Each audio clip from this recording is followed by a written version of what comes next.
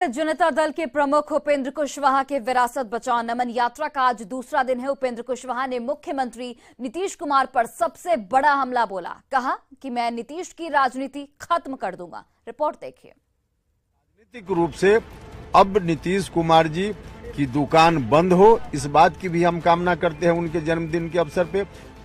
कभी नीतीश कुमार के बेहद करीबी रहे उपेंद्र कुशवाहा ने अलग होने के बाद अब तक का सबसे बड़ा हमला बोला। उपेंद्र कुशवाहा ने कहा कि वो नीतीश कुमार की राजनीतिक दुकान बंद कर देंगे। राजनीतिक रूप से अब नीतीश कुमार जी की दुकान बंद हो, इस बात की भी हम कामना करते हैं उनके जन्मदिन के अवसर पे, क्योंकि जिस तरफ राजनीति को ले जाना चाह रहे हैं नीतीश जी, बहुत ही दुर्भाग्यपूर्ण दिन बिहार के साथ आ जाएगा। अगर वैसा हुआ तो उनके राजनीतिक कदम को रोकने के लिए हम पूरी ताकत लगाएंगे और नहीं जाने देंगे उनके तरफ जिस तरफ वो राजनीति को ले जाना चाहते। उपेंद्र कुशवाहा ने कहा कि नीतीश कुमार ने आरजेडी नेता को उत्तराधिकारी बताकर अपने राजनीतिक डेथ सर्टिफिकेट पर साइन कर दिया है। उनकी राजनीति तो खुद ही उन्होंने खत्म कर ली है। अब नीतीश जी ने खुद ही ऐसा डिसीजन ले लिया कि उनकी राजनीति उन्होंने खुद ही अपने राजनीतिक जीवन पर एक तरह से कहिए कि डेथ सर्टिफिकेट पर सिग्नेचर कर दिया। जिस दिन उन्होंने आरजेडी के नेता के नेतृत्व में महागठबंधन को बनाने और बिहार को ले जाने की बात करने लगे, उसी दिन समझिए कि राजनीतिक रूप से अपने डेथ सर्टिफिकेट पर उसी दिन उन्होंने सिग्नेचर कर दिया। नीतीश कुमार की तरफ से तेजस्वी यादव को 2025 में महागठबंधन का चेहरा बताए जाने के बाद नीतीश और कुशवाहा की दूरी बढ़ी और कुशवाहा ने जेडीयू छोड़कर नीतीश से नाता तोड़ दिया। राष्ट्रीय लोक जनता दल के नाम से नई पार्टी बनाने के बाद कुशवाहा विरासत बचाओ नमन यात्रा पर हैं। यात्रा के दूसरे दिन कुशवाहा ने नीतीश कुमार पर अब तक का सबसे बड़ा हमला बोला है। न्यूज़ 18 के लिए मुजफ्फरपुर से संवाददाता आनंद अमृतराज की रिपोर्ट। और सीएम नीतीश कुमार को लेकर उपेंद्र कुशवाहा के बड़बोले बयान पर जेडीयू आरजेडी ने पलटवार किया है। जेडीयू एमएलसी नीरज कुमार ने कहा कि उपेंद्र कुशवाहा को नीतीश कुमार ने बार बार तवज्जो दिया, लेकिन वे अपनी महत्वाकांक्षाओं की वजह से नीतीश कुमार के खिलाफ लगातार बोलते हुए चले आए। वहीं आरजेडी एमएलसी ने कारी सोहेब ने कहा कि सिर्फ एमएलसी बनना था तो जेडीयू में क्यों आए, क्यों नहीं खुद एमएलसी बन गए।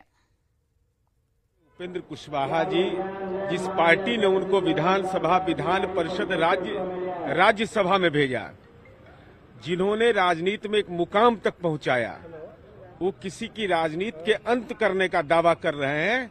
तो जिनके वो सहयोगी बने हुए हैं प्रत्यक्ष या अप्रत्यक्ष रूप से, उनके जो 56 इंच के सीना है, जो 2015 में संकल्प लिए थे नीतीश कुमार जी की राजनीति को खत्म करने का, तो 15 के विधानसभा चुनाव में ही 56 इंच का सीना जो राजनीति का था वो 14 इंच का हो गया। तो सहयोगी जिसके हैं, भाषा भी वैसे ही उन्मादी हो गया। अब जो उनको ड्यूटी मिली है, जहां से सब लोग जान रहे हैं कहां से मिली है, तो वही करेंगे ना। वो सवाल ये है कि आखिर वो एमएलसी बनने के लिए क्यों आए थे। उनकी इतनी हैसियत खत्म करनी और बनाने की होती तो एक एमएलसी बनने के लिए जदयू में वो नहीं आते। उन्होंने तो अपने सैकड़ों कार्यकर्ताओं को खत्म कर दिया अपने एक एमएलसी पद लेने के लिए। वो आदमी क्या बोलेंगे।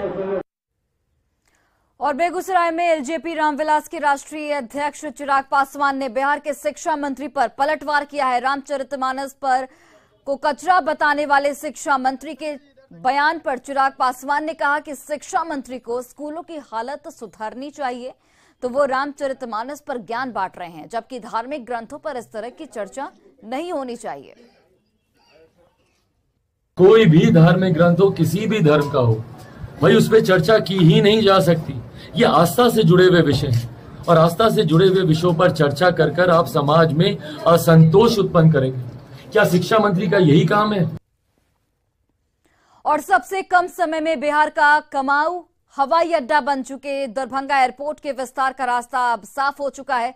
एयरपोर्ट के विस्तार के लिए 78 एकड़ जमीन की जरूरत थी, जिसके लिए पहले फेज में 24 एकड़ जमीन एयरपोर्ट अथॉरिटी को दी जा चुकी थी। साथ ही बाकी 54 एकड़ जमीन से 52.2 एकड़ जमीन दूसरे फेज में भी दे दी गई है, जिसके बाद अब विस्तार के काम में तेजी आ जाएगी। दरभंगा एयरपोर्ट के लिए कैट 1 लाइट रनवे एक्सटेंशन के लिए अक्टूबर माह में 24 एकड़ जमीन अधियाची विभाग को सौंपा गया था। तदुपरांत अधियाची विभाग के द्वारा एयरपोर्ट अथॉरिटी ऑफ इंडिया को 24 एकड़ जमीन उपलब्ध कराया गया और जो सिविल इनक्लेव बनना है जिसके लिए 54 एकड़ जमीन की ज़रूरत है, उसमें हम लोग 52.65 एकड़ के लगभग ज़मीन उसका हम लोग अधियाची विभाग को का टर्मिनल बिल्डिंग हम यहाँ पर बनाएंगे, उसका हमने प्रावधान किया है और 2.4 एकड़ पर 38 करोड़ का मेरा बिल्डिंग का काम चल रहा है, टर्मिनल बिल्डिंग का। और हमने जब यहाँ पर एप्रन की सुविधा होगी तो अनेक जगह को हम जोड़ने का भी काम यहाँ से करेंगे। इसको अंतर्राष्ट्रीय हवाई अड्डा भी हम बनाने जा रहे हैं।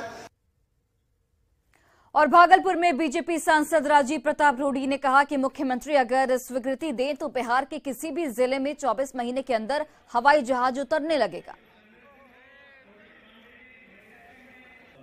मैंने बताया कि किस प्रकार जी ने केंद्र सरकार पर फेंका इस चीज को लेकर कि केंद्र सरकार चाहेगी तो भागलपुर से हवाई सेवा शुरुआत की जाएगी। आप मंत्री फाइल वहां बना हुआ है, स्वीकृति दे दे और अगले 24 महीने के भीतर जो संचिका उनके पास ग्रीनफील्ड एयरपोर्ट का माननीय मुख्यमंत्री जी के पास पड़ा हुआ है स्वीकृत होकर भारत सरकार का, उसकी स्वीकृति दे दे तो 24 महीने में भागलपुर ही क्या बिहार के हर जिला में हवाई जहाज उतरने लगे। और वहीं पटना के मुसल्लापुर हाट में एक कोचिंग संस्था